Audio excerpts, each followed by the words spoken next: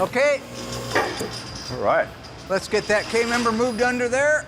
We have the rear axle assembly installed so it's counterbalanced. Right, Dougie? Yep. And you're ready to install the drivetrain, the front? I am. K-member engine, transmission. Think they're gonna go in smooth? Yeah. I think they're gonna go in smooth too. So let's do it. You ready? I'm ready. Okay, here we go. Yes. On our little A57 Cuda, a couple of notable things as you see us putting it together. Those valve covers, you think, why did they put chrome valve covers on it? That's hokey. Why doesn't it have the original painted valve covers like all the other engines that we do? Because that's factory. If you got a 69 Cuda 383 big block Cuda, or I believe it's even true on the Formula S, but I'm not 100% sure of that, they were chrome valve covers. So we had to seek out a set of original chrome valve covers, have them re-chromed and put them on this engine. I think that fan should just barely clear the core support. What do you think? Oh boy. Yeah, that's gonna be. Okay, I'm gonna go ahead and lower down. Yeah. Okay, I need to shift her over a little bit, Mark. Remember when Jack was down in the bar with his imaginary bartender? Uh-huh. Yeah. Lloyd. Lloyd. Yeah. That was great. Sorry, guys. I'm getting old. I'm winding down, running out of material. This is my 14th season, 10 years. It's a lot of comedy.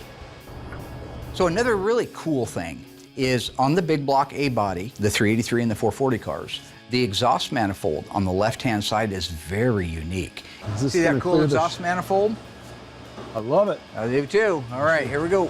It flattens out as it goes around the steering column to almost nothing. Those are super rare and super expensive to find when you can because nobody reproduces them and they only built a few of these cars in the beginning. Cross members going on. Okay. I was a little bit concerned with the installation of the drivetrain and the Cuda from a standpoint of fitment because it sounds like an awful lot to put that great big 383 in a little A body. Did it go on? Okay. Crazy. Yeah. Things lining up like butter. Like a glove. But it went off without a hitch. Everything lined up nicely. Should put big blocks in A bodies all the time. Can't believe it, but it looks like they're lining up over here. Part of it is the fact that you're prepared for that. We're professional, so we have everything ready to go into the car. You have your pony bar? On the cart over there. The other thing is working with the guys that I get to work with, like Doug. Needs to go back a little bit. Mine too. We know that just a little movement here is going to give us the correct alignment that we need. There it goes. But at the end of that day, once we had everything lined up and lowered the car down to line up the holes for the K-member bolts, they threaded in by hand, literally. Okay, there you go, bud. Wow, that was the easiest one we've ever done in our entire lives. That's crazy. Same thing for the cross-member bolts. He's just hooking the front shocks up now, and you're lined up on your side? They're in. Wow, beautiful. Absolutely one of the easiest drivetrains we've ever installed. Okay, going up, keep an eye on it, make sure it doesn't fall apart. I'm watching, I'm watching. Good? Yep. You remember that time you and Andy and Sandy went to that toga party? Yeah. That was awesome, huh? Why didn't you go? Wasn't invited. Maybe they didn't let people in with dead dads. Or tumors in their feet, or maybe they have Osgood slaughter and they can't go to a toga party. I mean, he's done that character so hard and so long that it's almost him. What, you guys run around chanting, Osgood, Osgood, Osgood? I don't know what that means, okay? Osgood slaughter. Not a lot of people have it, but the people who do have it know what it is. And I've taken the liberty to write down because people think, well, you made it up, Osgood slaughter. No, it's a real thing. So if you look it up, you'll find here, I got it written down, patellar ligament at the tibial tuberosity. All right, that gets swollen right there. So you can't see it, but that's the knot on the front, all right?